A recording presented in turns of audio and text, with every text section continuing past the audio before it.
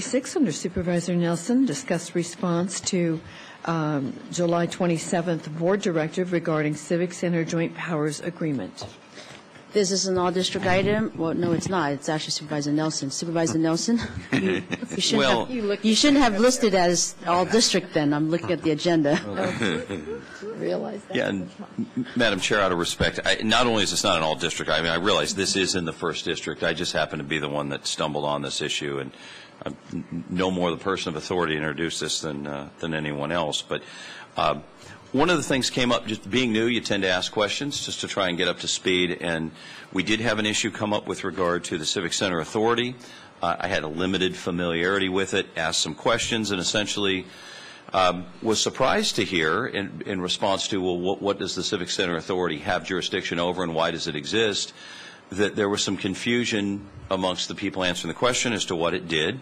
The beliefs were essentially that most of the authority had been resolved, but we were left with a parking revenue stream that had to be protected, and really the downside is it had to be protected because if we were to dissolve the authority, somehow the county would be stuck with paying the balance of those bonds. I think it is helpful to note that this authority was formed in 1966, January 17th, predates my life by exactly 8 months.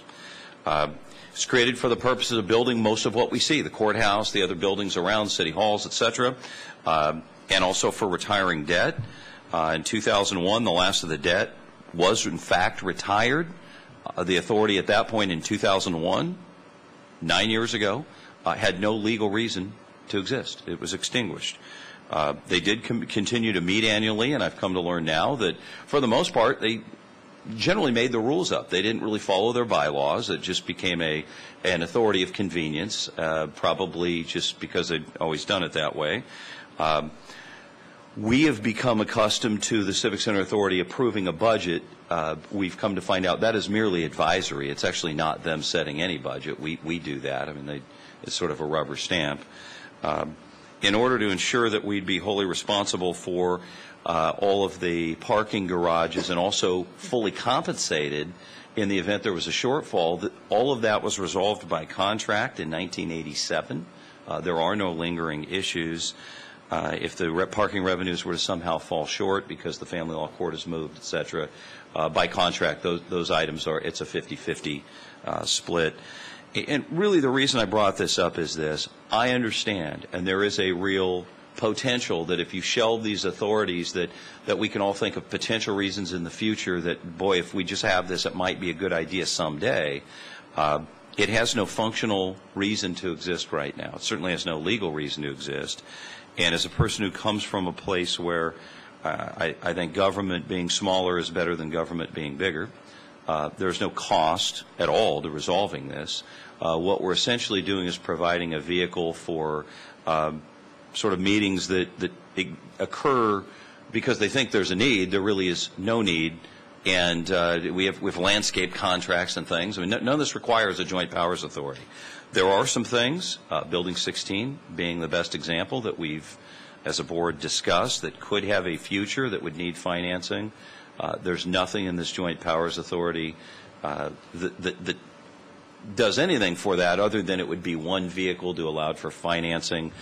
We have brilliant people on our team. If we have that need, it's essentially nothing more than pushing print to create the very same contract we have, or certainly one might think we could improve the 1966 agreement if we need to go back and finance it. And my suggestion would be, at this point, other than we want to and continue to need to have a good relationship with our neighbor, the city of Santa Ana, I would just suggest that maintaining a level of government for the sole purpose of feeling better and pretending it does something it does not do is not really an answer. It's just a way to do it. If we suspend the authority, by all means, we certainly can, should, and will do all the things necessary to maintain the Civic Center. The only potential cost one way or the other is there's certainly some cost involved in staff time to sort of go through this process every year just to go through it. It's just on a calendar for no good reason. And with that, that's what I know. Thank you, Supervisor Nelson. Let me address some of the comments you've made. This is a District 1 item. It actually just belongs in District 1. It's not a District 1 item. It's an item of the county and the county's interest. I'm going to address some of the comments you've made. First, you stated that there was confusion with the people you've talked to. I'm actually curious to hear who you've talked to. We, from my office, has addressed and worked with staff almost 3 years ago. We had similar questions, and we asked staff, and we actually were able to get the answers. And so I know that my understanding is your office has not communicated with my staff at all on this issue. It's unfortunate because we might be helpful in giving you a little history and where we are today. And maybe to save your staff some time and everybody else's time, we could have given you some of those notes we had about 3 years ago. So if you let us know who you talked to or your staff have talked to from county staff, I would like to also speak to them, because the information were provided to us 3 years ago, and I'm assuming those information still exists. Second, you mentioned that this committee was formed back then in the 60s for building construction, retirement of debt, and now they make their own rules. I don't know if they make their own rules. There are rules there. It's a joint power authority. So I would like Mr.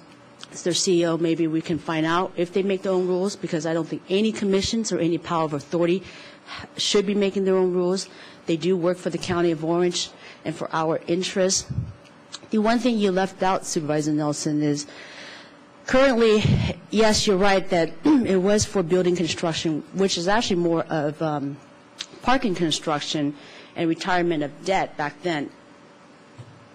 Currently, our relationship with the City of Santa Ana is beyond that. It is maintaining the area. The cost of that, policing of it, and also the sharing of the parking fees that goes along with having this authority. Building 16, as you mentioned, could be a potential financing. No, it could not. If you contacted our office, we would have told you Building 16 proposal has been in process working to try to get a public-private partnership where the county does not put money into it in terms of financing the building. That building has been in existence for quite a while. Over 20 years now, there is no one in that building.